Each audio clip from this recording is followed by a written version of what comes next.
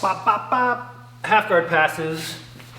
So- Yours. Yeah, so basic half guard pass. So first thing first is like when we get to half guard, right? It's like always, what does Matt, like what do I want to have? What does Matt want to have? Matt wants to be on one hip. He doesn't want to be flat. Matt wants to have either a knee shield or an underhook, right?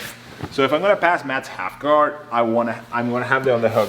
Hopefully I want to have a cross face, and I want to have Matt flat, right? Now, other things I need to worry about are this knee coming through and putting me back in close guard when I get to this spot. So in order to, the solution for that is one, I either have to pinch, get my head to this side and sprawl, or switch my base, all right? If I pinch, as soon as I pinch, I'm gonna go on my forearms. I'm gonna start walking my legs up. And Matt is like holding his legs really tight.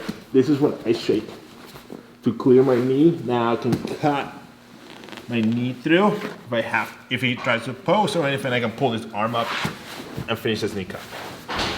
That's like a very old school basic pass.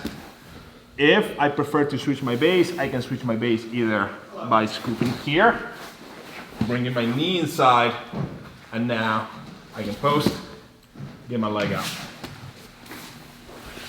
Another option is gonna be, I'm gonna get an underhook, I'm gonna go ear to ear, and I'm gonna sprawl. Once I sprawl, I'm gonna start coming up, my bottom foot is gonna push, and again, knee cup for the win.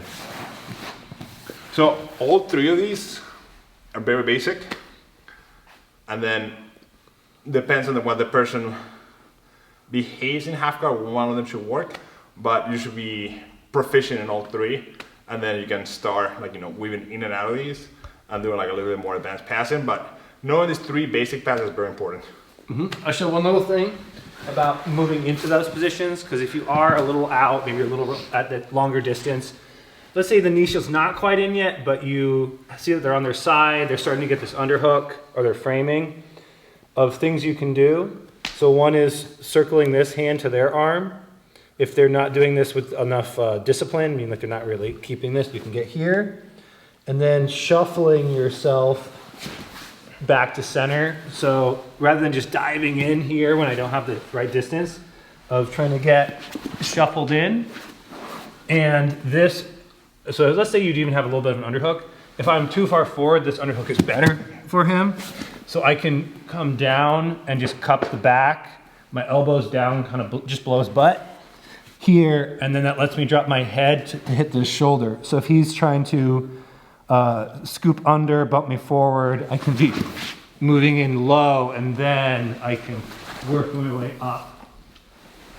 So it's a way of moving from this outside distance to take away a few things they want, because they want to protect the crossface. They want to keep the underhook. They want to be on their side. So it's just things I can do when we're here to get them down. And then we can work to slide the chest up, shoot the hand around the head, get this underhook. If I can't get this underhook, then I might go instead of around the head and switch. And then we can work on attacking this arm. Or if they just keep hugging you with it, you can often just keep working on your pass anyway. They'll probably try to wrestle up into you or something, and just be ready for that with this back foot to let you drive in. And then this is the non-white belt finish, but this is the one I use a lot, is if this arm is still around me, hooking under it and then going really far forwards for the Kimura grip, and then you can roll out and get into all that stuff. Oh, you're so fancy. That's not White Belt Wednesday approved, but it's White Belt One Stripe Wednesday approved. 2 stripes. 2 stripes. 2 stripes.